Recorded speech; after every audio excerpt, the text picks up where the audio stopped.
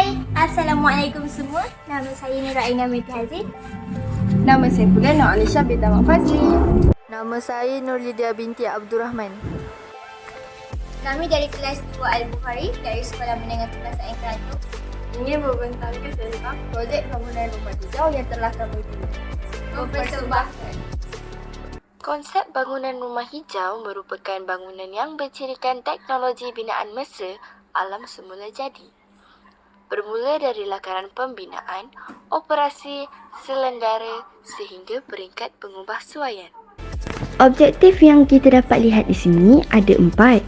Yang pertama adalah kecekapan tenaga yang tinggi. Ini dapat dilakukan melalui penggunaan tenaga solar atau penggunaan tenaga yang boleh diperbaharui. Yang kedua, persekitaran dalaman berkualiti.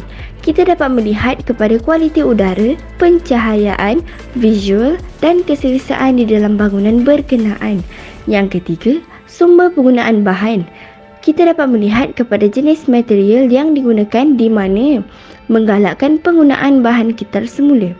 Yang terakhir adalah penggunaan air yang efisien. Kita dapat menggalakkan penggunaan semula air iaitu water recycling dalam sistem bangunan. Baiklah, mari sama-sama kita melihat bangunan yang telah kami bina.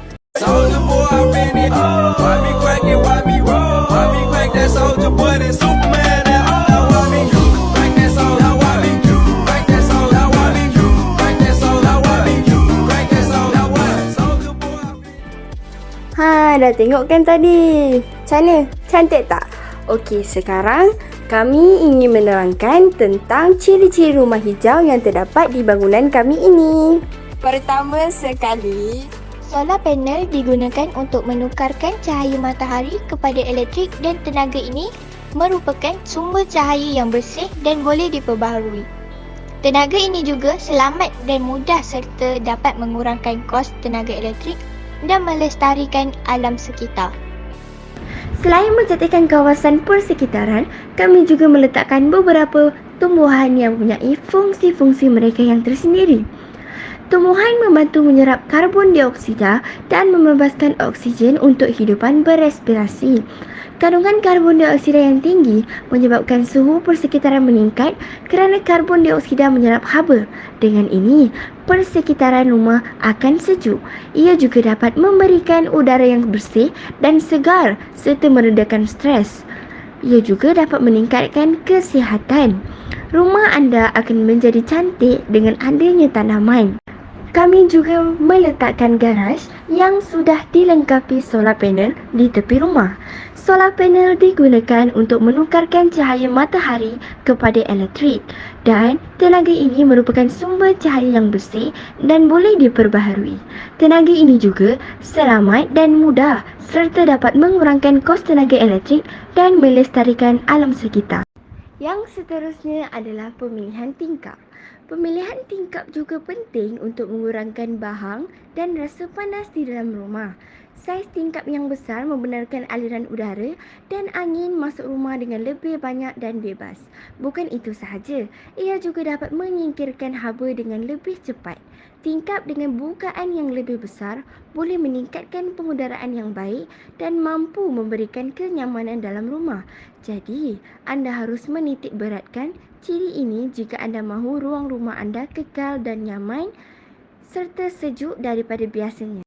Jika anda cat dinding dengan warna yang lebih cerah seperti warna putih atau warna pastel, ia dapat membantu ruang kediaman menjadi lebih sejuk dan nyaman. Ia kerana warna cerah ini mampu memantulkan semula cahaya. Bukan itu sahaja, rumah akan menjadi kelihatan lebih cantik dan redup mata memandang. Anda patut elakkan untuk mengecat rumah anda dengan warna yang gelap seperti hitam, coklat dan warna seumpamanya. Warna gelap ini akan menyerap haba panas dengan cepat berbanding cat yang berwarna cerah. Ruang dalam rumah juga akan terasa panas dan bahang seumpama anda berada di luar rumah waktu siang. Seterusnya adalah kolam hiasan. Menambah kolam hiasan pada ruang rumah juga boleh membantu meningkatkan suasana yang nyaman pada kediaman anda. Tidak kiralah kolam ini dibina di dalam atau di luar rumah. untuk ikan peliharaan atau sebagai hiasan kosong semata-mata. Yang penting, ia mampu mengurangkan rasa bahang dan panas udara yang terperangkap di dalam rumah ataupun di luar rumah. Kalau boleh, biar ada pancutan dan pusaran air mengalir supaya suasana sejuk terhasil. Tak rugi pun bina kolam hiasan ini kerana ia juga dapat mencantikkan landscape rumah anda. Pasti meletup sebenarnya. Seterusnya, di rumah ini juga mempunyai tangki air dan filter. Kegunaan tangki air di rumah hijau ini adalah tangki ini digunakan untuk menadah air hujan yang turun. Kegunaan filter pula adalah untuk menapis kotoran dan karat yang berada di dalam tangki air tersebut. Ini kerana air hujan yang turun dan berada di dalam tangki air tidak bersih. Jadi kita perlu memasang filter di rumah. Lebih mendalam lagi, tentang kegunaan filter ini adalah untuk menapis segala kotoran yang ada di dalam air agar kita dapat menggunakan air tersebut untuk kegunaan domestik seperti membasuh baju, mandi, membasuh pinggan dan sebagainya. Selain itu, kami juga meletakkan 3 tong sampah di kawasan tepi rumah untuk membuat pengasingan bagi sisa makanan dengan sampah yang boleh dikitar semula.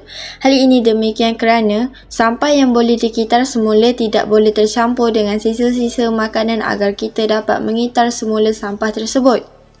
Kemudian, kegunaan kincir angin juga dapat menukarkan tenaga angin kepada tenaga elektrik. Ini juga salah satu cara untuk mengurangkan kos tenaga elektrik. Langkah terbaik untuk lantai sejuk adalah dengan pasang jubin. Kalau rasa tak mampu, simen kosong saja pun dah sejuk sebenarnya. Anda tak perlu nak pasang rantai kayu untuk lapik simen dalam rumah. Memang nampak cantik, tapi jangan lupa, kayu itu akan serap haba dan membuatkan ruang rumah anda akan jadi panas. Jadi, elakkan untuk pasang lantai daripada material kayu. Tamatlah sudah pembentangan kami. Sekian, terima kasih. Kejap. Tengoklah video ni dulu.